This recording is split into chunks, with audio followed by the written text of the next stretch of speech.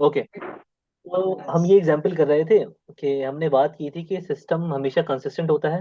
Homogeneous system is always consistent. ठीक है, क्योंकि उसका एक ट्रिवियल सॉल्यूशन हमेशा होगा विच इज 0 0 0। यहाँ पे जो ये स्टेटमेंट लिखा है, ये स्टेटमेंट सिर्फ इस चीज के लिए है कि सिस्टम का नॉन ट्रिवियल सॉल्यूशन कब होगा, होमोजेनियस सिस्टम का। ओके, होमोजेनियस सिस्टम का नॉन ट्रिवियल सॉल्यूशन आपके पास कब होगा कि if and only if it the equation has at least one free variable. Equation में एटलीस्ट आपके पास एक फ्री वेरिएबल हो। तो यहाँ पे मैंने इसी तरह की एग्जांपल कंस्ट्रक्ट की है कि जिसमें आपके पास एक फ्री वेरिएबल जो है वो अकर करता है। ठीक है ना, आफ्टर द रॉ इशेलॉन फॉर्म।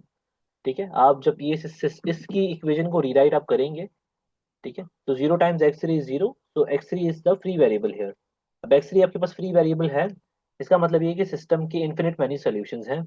आपको जस्ट जो है वो इनको इक्वेशंस को रीराइट करना है। 3 times x1 plus 5 times x2 minus 4 times x3 equals to 0, and x3 times x2 is equals to 0। तो यहाँ से x2 तो आपके पास क्लियरली 0 आ गया। ओके, और अगर आप यहाँ पे देखें x3 आपके पास क्या है, फ्री वेरिएबल है which is alpha.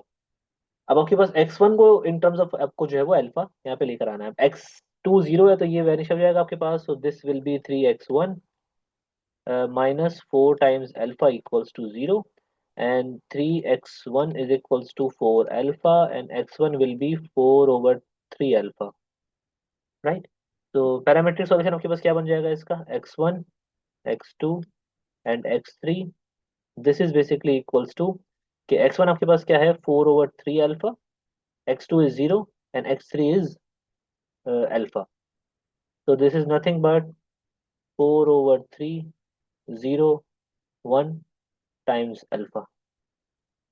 Okay, so this is the non-trivial solution, non-trivial solution for homogeneous,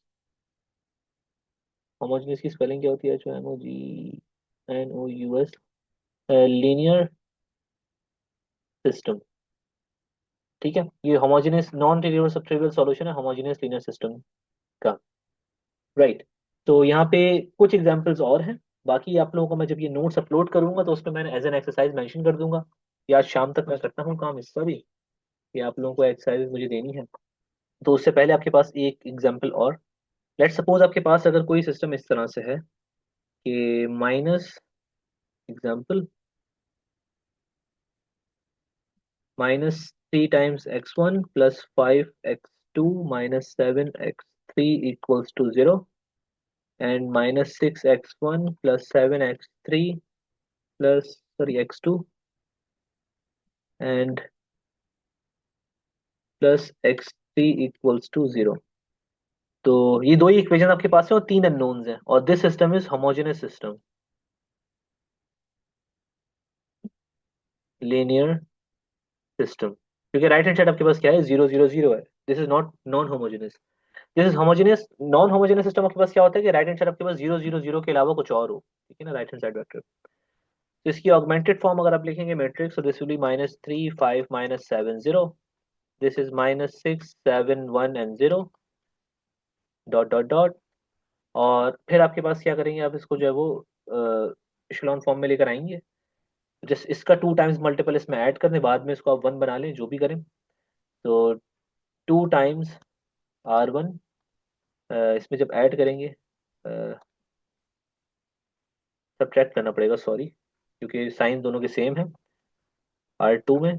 तो सिस्टम आपके पास कुछ इस तरह से हो जाएगा, -3 5 -7 0, and this will B 0 -3 and 15 0।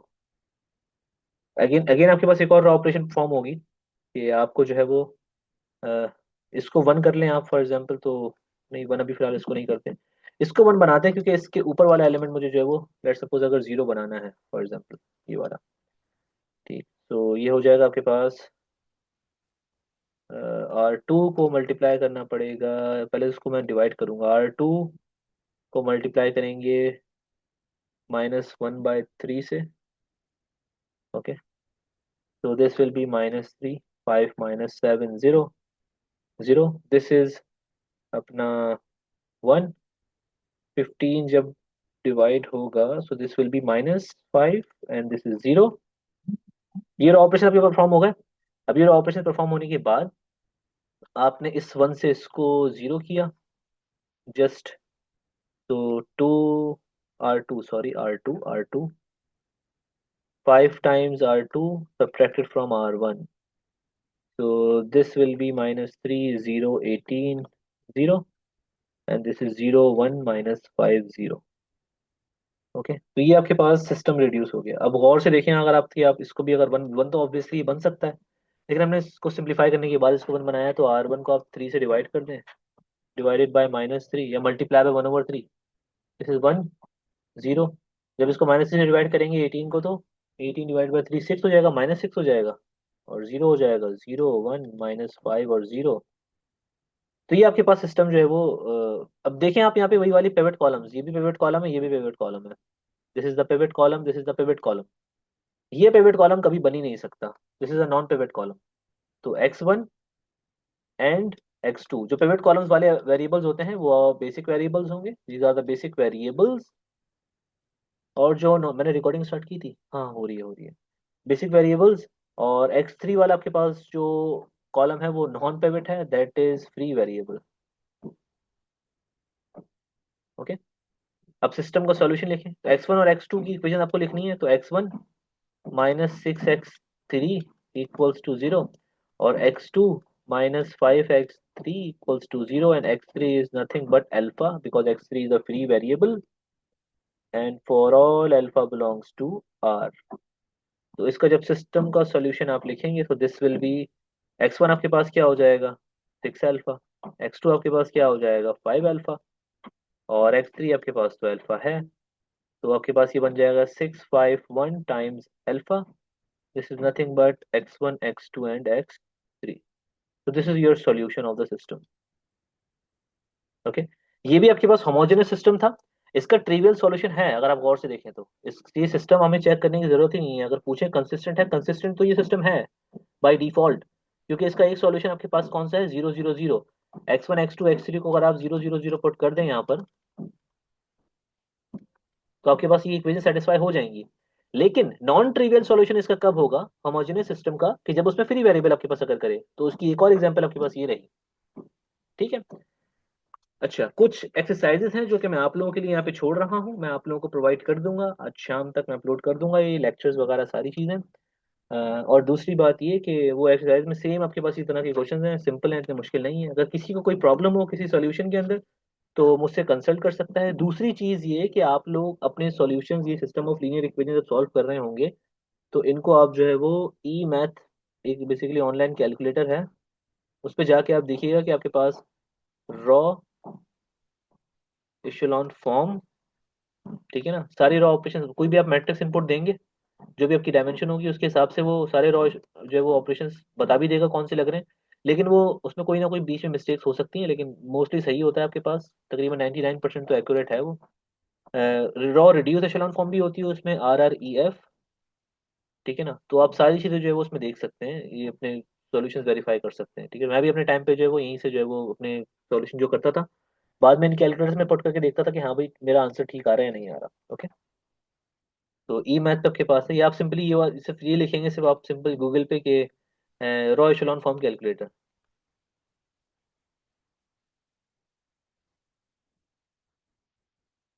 अगर किसी को पूछने में शर्म आ रही है मुझसे, तो वो ये कैलकुलेटर यूज कर ले, अदरवाइज आप लोग पूछ सकते हैं कि कोई अगर आपको प्रॉब्लम हो, कोई क्वेश्चन हो तो। ठीक है भाई, फिलहाल के लिए इतना ही, ये मैं एंड कर रहा हूँ यहाँ पे ट्यूटोरियल। अगर आप लोगों का कोई क्वेश्चन है इससे रिलेटेड, तो आप प्लीज अभी पूछ लें।